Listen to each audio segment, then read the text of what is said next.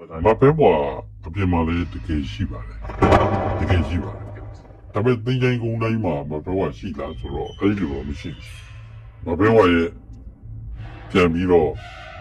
တောင်းပေးထားတဲ့အဆောင်တွေပေါ့သူတို့တွေပဲသင်္ချိုင်းမှာစောင့်ကြတာသင်္ချိုင်းမှာတော့အဆောင်ရှိတယ်သင်္ချိုင်းတိုင်းမှာရှိသင်္ချိုင်းကြီးပေါ့တကယ်တပည့်ကြီးတွေလို့အကုန်ကြီးစောင့်ကြတယ်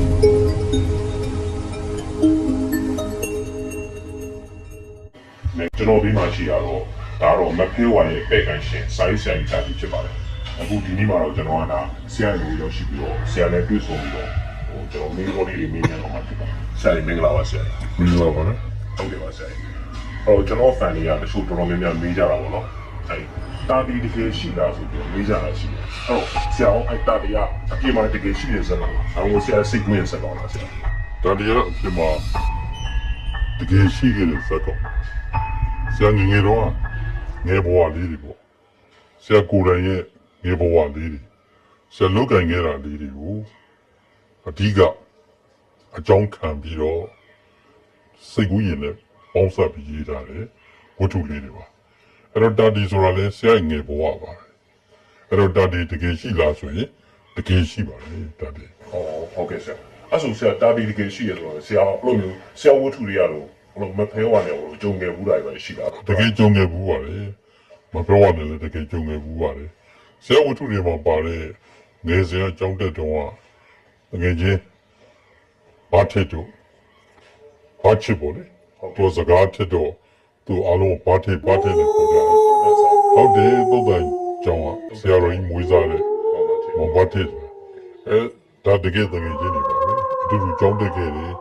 အဲ့ဒီလိုမျိုးနော်ဆဆဆူဆူကိစ္စတွေကိုဘာတဲ့နဲ့သူကြောက်ပြီးတော့လုပ်ခဲ့တယ်နော်ဘာတဲ့ကကိုယ်လည်းပို့ပြီးတော့သူကအတွေ့အကြုံများတယ်တုတ်တန်ကြောင့်မှသူကနေရတာတုတ်တန်ကြောင့်မှလူဆုံးလာတာဟုတ်တုတ်တန်ကြောင့်မှနော်အောင်လန်းဆရာလည်းလာတယ်အထက်လန်းဆရာလည်းလာတယ်အဲ့ဒီငိုင်းကုန်းတော့မှဆေးဝါးတွေပေါ်ကြတယ်ဒါတွေကိုဘာတဲ့ကပို့ပြီးတော့မြင်ဘူးတယ်တွေ့ဘူးတယ်အဲ့ဘာတဲ့နဲ့လိုက်သွားပြီးတော့အကွာလေးမြင်ရတွေ့ရတာပေါ့လေအဲ့တော့ဘာလို့စီရနေပြီးတော့ကိုယ့်ရဲ့ဆဆဆူဆူဝါသနာဘာလို့လဲပေါင်းတဲ့ခါကျတော့ပို့ပြီးတော့ဆဆူလာတော့ပေါ့လေနောက်ပိုင်းကျတော့မဘဲဝါကိုစပြီးတော့ပြီးတာတော့ဘာလို့လဲပတ်သက်ပြီးပြီးတာဒါပေမဲ့နောက်ပိုင်းကျမှဒီမဘဲဝါကိုနဲ့အဆက်ဆက်ရှိနေတာနောက်ပိုင်းကျမှပြီးတာပထမပိုင်းတော့ဘာလို့ပြောလို့ပြီးတာပဲရှိတယ်နောက်ပိုင်းကျမပဲဝနဲ့ကိုနဲ့အဆက်ဆက်တည်းနောက်ပိုင်းမှာပေါ်လာတာသိလာတာပေါ့လေအဲ့တော့ဆိုဆရာတကယ်ပဲဒါဒီမဖေးဝါတော့ပေါ့လေတကယ်ပဲတွေ့ကြပြီးတော့ပေါ့နော်ဆရာအဲ့ဒါကိုအခြေခံပြီးတော့ဟုတ်ပါလေဟုတ်ပါလေဟုတ်ပါလေဆရာအဲ့မှာတမွေးဝုန်းလို့ပါတော့ဒီမှာရွာလေးတွေအဲ့ရွာလေးတော့အပြင်မှာတကယ်ရှိအပြင်မှာတကယ်ရှိပါတယ်တကယ်ရှိပါအချို့ရွာလေးတွေကတော့နာမည်လေးပြောင်းထားတာပေါ့လေခေါ်လို့ကောင်းတချို့ရွာလေးတွေကတော့တကယ်နာမည်အတိုင်းပဲထိတ်ရထားတာပေါ့တော်တော်များများတော့အပြင်မှာတကယ်ရှိတဲ့နာမည်ကြီးပါပဲတချို့ကြောင့်လည်းနာမည်လေးခေါ်လို့ကောင်းပြင်ပေးလိုက်တာလေရှိတာပေါ့လေအဲ့ဒီဝတ္ထုထဲမှာတာတီကိုပေါ့နော်ဒီနေ့မဖေးဝါကိုကူညီရှိတာပေါ့အပြင်မှာရောဆရာကိုမဖေးဝါလို့ကူညီပေးလိုက်ပဲရှိတယ်ကွာအခုနောက်ပိုင်းတော့သိပြီးတော့ဆက်ဆက်မရှိတော့ပါမရှိတော့ဘူးဆိုတာကိုလည်းအကျိုးဆက်စုပေးစားတယ်လိုက်မလုပ်တော့ဘူးဘိုးတော်အကြောင်းလေးတွေကိုပြန်ရေးပေးတာပဲရှိတယ်ဒါပေမဲ့ဒီအကြောင်းတွေအကုန်လုံးကကိုယ်တိုင်တကယ်ဖြစ်ခဲ့တာကြီးပဲလားဆိုတော့မဟုတ်ပါဘူးသူများပြောတဲ့ဇလန်းလေးတွေစိတ်ဝင်စားစရာကောင်းတဲ့အဖြစ်အပျက်ကလေးတွေအဲ့ဒါလေးတွေကိုယူပြီးတော့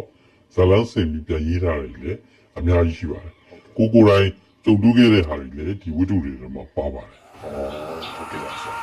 အဲ့တော့ဆရာဒီဝတ္ထုရေးဟန်ပေါ့ဒီရေးဟန်ဆရာဝတ္ထုရေးဟန်ဒါအများသူနိုင်လည်းမတူတခြားစာရေးဆက်လည်းမတူထူးထူးခြားခြားပဲကွဲလွဲပြီးတော့ဒါအညာဟန်အညာလေးတန်းနဲ့ကြီးတာပေါ့နော်ဆရာဟုတ်ပါလေအဲ့တော့အဲ့လိုမျိုးရေးဖို့ဒီလိုမျိုး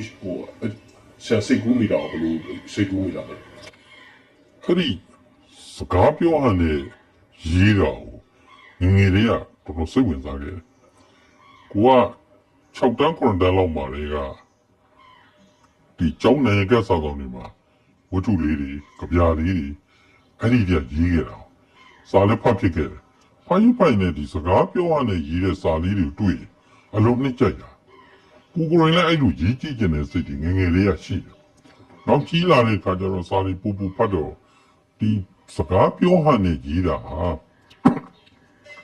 မန္တလေးကဆရာကြီးလူဦးလာတော့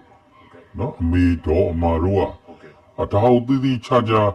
စကားပြောရတဲ့ရေးတာဟာအလုံးကောင်းတယ်ဆိုတဲ့အကြောင်းသူတို့ကပြောခဲ့တာလေအထက်မြန်မာပြည်စာရေးဆရာအသင်းကနော်ဒီထုတ်တဲ့စာအုပ်စာတမ်းတွေမှာလည်းဖတ်ခဲ့ရအဲ့ဒီကကြတော့ကိုငယ်ငယ်လေးကစိတ်ဝင်စားတဲ့ပြောဟန်တဲ့စာရေးတာပို့ပြီးတော့ခိုင်မာတယ်လို့စိတ်ထဲမှာသိလာဒါပေမဲ့ရေးဖို့မကြုံသေးဘူးပေါ့လေတခြားဟန်တွေလည်းတခြားဝတ္ထုတွေတော့ရေးခဲ့တာပေါ့နောက်ကြတော့ဒီတာဒီဇလန်လေးတွေပြန်ရေးမယ်လို့စိတ်ကူးရတဲ့အခါကျတော့သိရေးခြင်းနဲ့ဒီပြောဟန်တဲ့ရေးတာအဲ့ဒီမှာစပြီးတော့အကောင့်ထဲပေါ်ပြီးရေးပြခဲ့ပါပို့ပြီးတော်လည်းပို့ပြီးတော့တော်လည်းရှိသွားတော့ဗောလေအဲ့တော့အဲ့ဒီမှာစပြီးတော့တာဒီဇလန်လေးတွေမှာပြောဟန်နဲ့ပဲရေးတော့မယ်ဆိုပြီးတော့ရေးလိုက်တဲ့ကမှာထင်းတဲ့တိုင်းမှာပဲနော်ကလေးတွေကတော်တော်ကြီးကိုသူတို့ဖတ်ရတာသဘောကျကြတာတော့တွေ့တယ်လူငယ်တွေများဆိုတာဆရာဒီတာတီကိုတော်တော်ကြိုက်ကြတာပေါ့ကျွန်တော်လည်းတွေ့ရတယ်အဲ့တော့ဆရာဒီတာတီမှာဆရာဒီ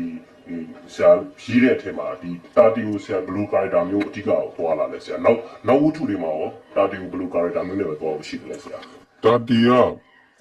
တော့စွန့်စားစားလုပ်ချင်တယ်နောက်လွယ်ပြောရရင်တော့ငယ်ငယ်တွေကစတ်စုတဲ့စိတ်ဒါသူမှရှိတယ်ဥပမာဆိုတော့ရွာတရားမှာဘလူးဘိုးထီလို့လဲဆိုရင်လူကြီးတွေကသွားကြည့်တယ်လို့တာတီကလည်းရှေ့ဆုံးကရောက်နေတာအဲ့ဒီလိုဆက်စုစိတ်ကလေးတွေဘယ်မှာတော့ကျိုးစားချပြီးဝါလို့ဆိုရင်တော့ကြည့်ကြတော့ဗောလေတော်သူတော်သားဆိုတော့ထူးဆန်းဆန်းဒီမှာတာတီကရှေ့ဆုံးရောက်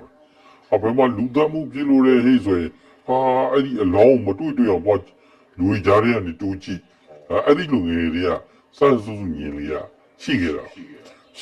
အဲ့ဒီညင်လေးနဲ့နော်အခြေခံပြီးတော့နောက်ပိုင်းဆရာကြီးပမားတွေထူးထူးဆန်းဆန်းလုပ်တာတွေအဲ့ဒီကိစ္စတွေမှာဒါတရားအကုန်လိုက်ပါတော့တာဟုတ်ကဲ့နောက်ဆုံးဆရာဇလန်နဲ့မှာနောက်ဆုံးအဓမ္မနဲ့ဓမ္မပေါ့နော်နောက်ဆုံးပြီးဒါဓမ္မနိုင်သွားတယ်ဆိုတာအမြင်နဲ့ပြလို့ရှိတာပေါ့အဲ့မဖဲဝါတကယ်ပြင်မှာရှိတယ်ပေါ့ဆရာဘယ်လိုမျိုးကြုံတွေ့ခဲ့ရလဲအဲ့ဥစ္စာလေးနည်းနည်းတော့ပြောပြပါဖဲဝါအပြင်မှာလည်းတကယ်ရှိပါတယ်ဟုတ်ကဲ့ပါဆရာဒါပေမဲ့သင်္ချိုင်းကုန်းတိုင်းမှာမဖဲဝါရှိလားဆိုတော့အဲ့လိုတော့မရှိဘူးမဖဲဝါရဲ့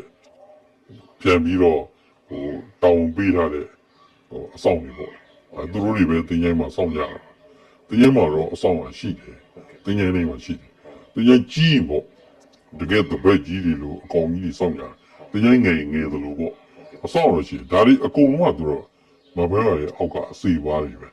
သူတို့ပဲစောင့်တာမဖဲဝါဘယ်နေရာမှာအမြဲနေတယ်ဆိုတာတော့ပြောရတော့တော်တော်ခက်ပါတယ်စောင်းပြီးတော့ထွက်ဖို့ရှိသေးလားစောင်းတွေထွက်ပါတယ်အခုလည်းထွက်နေတယ်ထွက်ပါတော့ထွက်ပြီးတော့တောက်ဆောက်ရေးနေတာတောက်ဆောက်ရေးနေပါရေးနေအခုတတိညာသားထွက်တာအသိမကြသေးဘူးနောက်တော့လည်းထွက်ပါလေ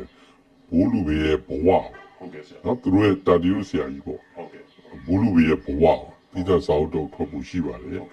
နောက်ပြီးတော့ဒါကြတိယမင်းကြီးသူကျိုးရှင်ရိုက်ဖို့ပေါ့လေသူ့အတွက်စောင်းလည်းထုံမယ်ပေါ့သူကျိုးရှင်လည်းရိုက်မယ်ဆိုတော့လုံးရင်းပေါ့ဇာလန်တပုတ်တာတီမဖဲဝါနဲ့ဒီဘူတရေဆိုအဲ့ဒါလည်းတော့ရင်းနေပါတယ်ဟုတ်ကဲ့အဲ့ဆရာပြိတ္တကိုဆရာဗာများပြောလို့ရှိတယ်မဟုတ်ဆရာတာတီနဲ့မဖဲဝါဇာလန်လေးတွေနော်တကယ်အထက်လန်းဆရာကြီးတွေအောက်လန်းဆရာကြီးတွေနဲ့တာတီတို့မဖဲဝါတို့နဲ့နော်တွေ့ရကြုံရတဲ့ထူးထူးဆန်းဆန်းအဖြစ်တွေကြောက်စရာကောင်းတဲ့အဖြစ်တွေတကယ်စုံဆန်းဆန်းလောက်ရကြရတဲ့အဖြစ်အပျက်တွေအများကြီးဆက်ရေးပြစရာကြမ်းပါသေးတယ်ဆက်လေအများကြီးရေးပေးဦးမှာဟုတ်ကဲ့ကျေးဇူးတင်ပါတယ်ဆရာအခုလိုကြားပြ